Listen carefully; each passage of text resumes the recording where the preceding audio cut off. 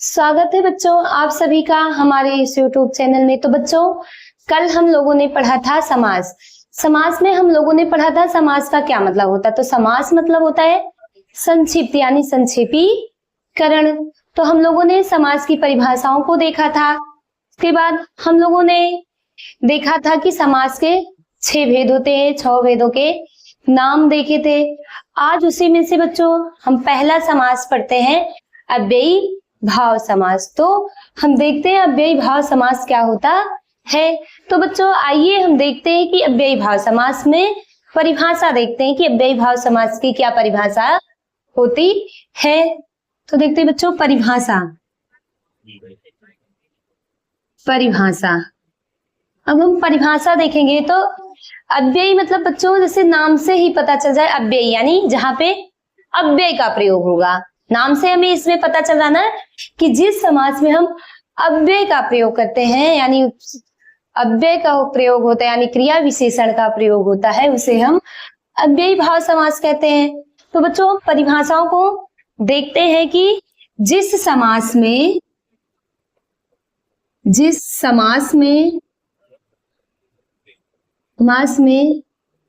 पहला पद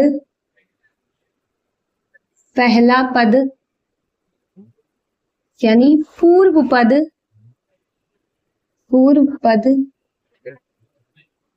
प्रधान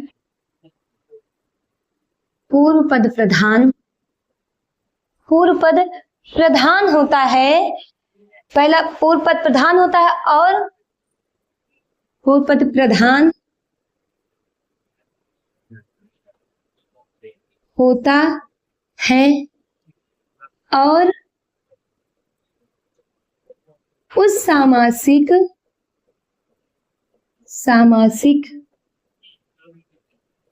पद में क्रिया विशेषण यानी कि अव्यय लगा होता है। उस सामासिक पद में क्रिया विशेषण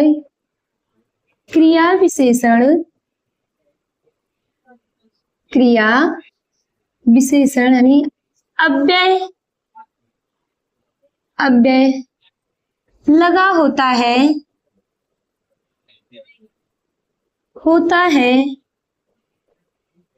उसे अव्ययी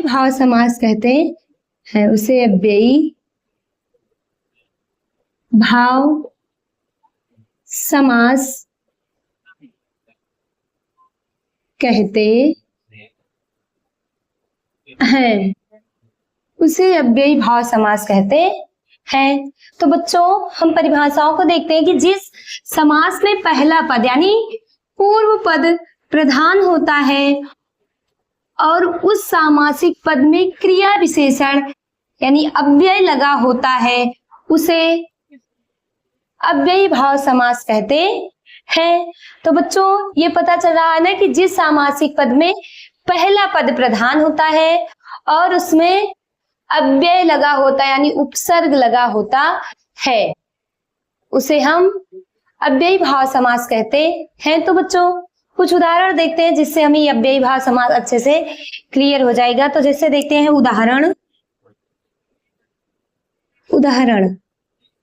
उदाहरण में बच्चों हो गया प्रतिदिन। तो पहले हम देखते हैं प्रतिदिन। अब बच्चों अगर हम देखेंगे कि प्रतिदिन का हम विग्रह करेंगे यानी प्रतिदिन का हम समास विग्रह करेंगे तो होगा हमारा प्रत्येक दिन। क्योंकि इसमें देखो बच्चों दिन के आगे क्या लगा हुआ है, हमारा प्रति लगा है यानी दिन के आगे हमारा प्रति अव्यय लगा हुआ है, इसलिए ये हमारा बनता है प्रत्येक दिन। क्योंकि दिन जो है वो मूल शब्द है, प्रति जो है वो उपसर्ग लगा हुआ है, इसलिए यहाँ पे हमारा बन रहा है अव्ययी भाव समास यानी प्रति जो है वो उपसर्ग है। ऐसे बच्चों देखते हैं यथा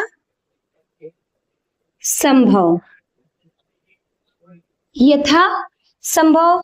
तो बच्चों यथा संभव का हम विग्रह करेंगे तो होगा जितना संभव संभव, यथा संभव को होगा जितना, जितना संभव हो, जितना संभव हो।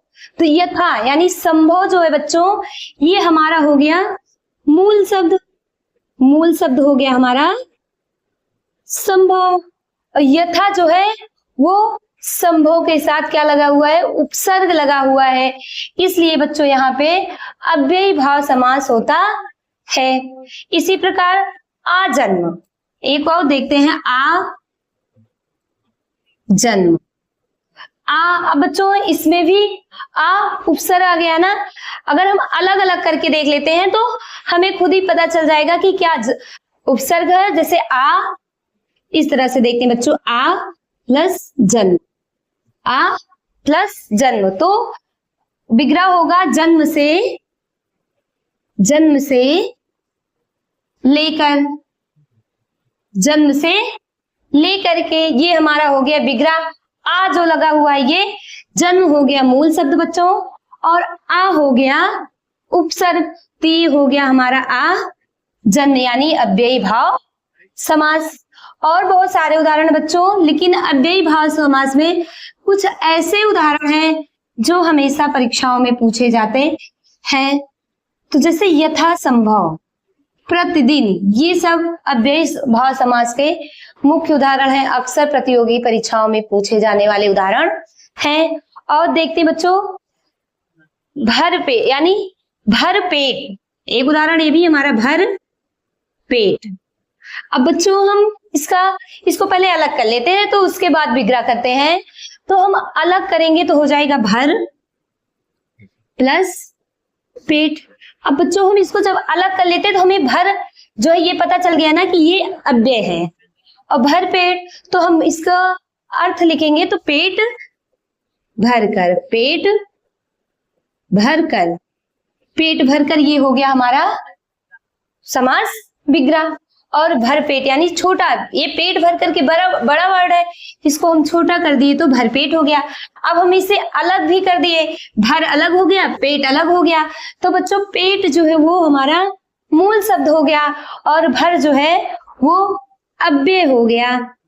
इस प्रकार से ये हमारा अव्ययी भाव समास हो जाता है। उसके बाद बच्चों देखते हैं यथा स्थान, यथा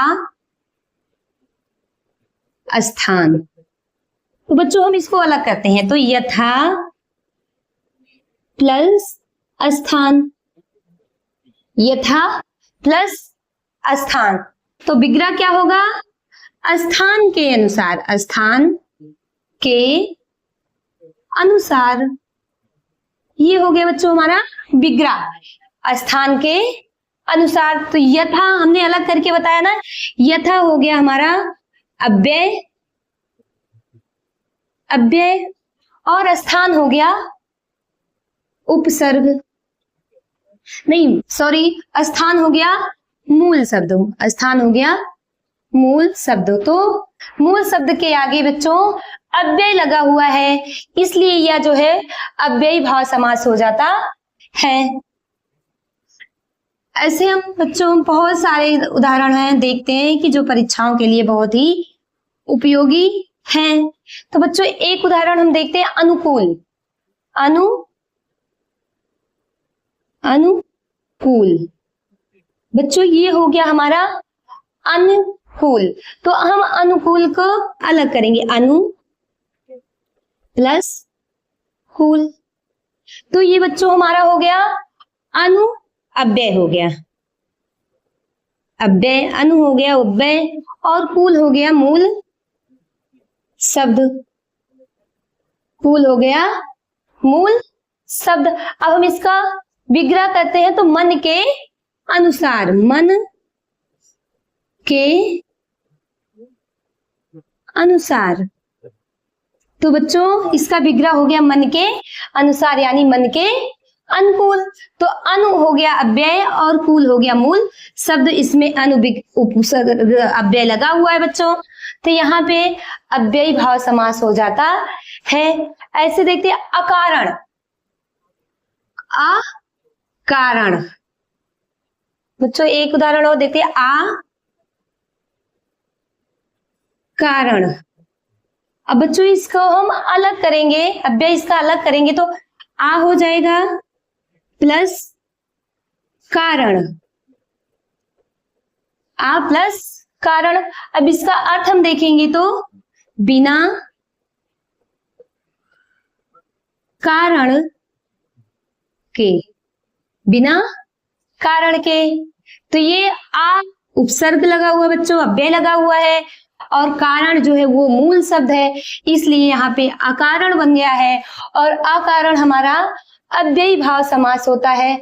ऐसे बच्चों बहुत प्रतिदिनम, प्रतिदिनम, यथा गच्छति या यथा संभव, बहुत सारे उदाहरण हैं जो अक्सर एग्जामों में पूछे जाते हैं। तो बच्चों आज ये हमारा अव्ययी भाव समास क्लियर हुआ कि जिस समास में पहला पद यानी पूर्व पद प्रधान होता है, उस सामासिक पद में क्रिया विशेषण यानी अव्यय लगा होता है, उसे हम अव्ययी भाव समास कहते हैं। तो बच्चों हम आशा करते हैं कि बहुत सारे उदाहरणों को हम लोगों ने देखा और पढ़ा, तो हम आशा करते हैं कि आप लोगों को अव्ययी भाव समास बहुत अच्छे से समझ में आ गया होगा।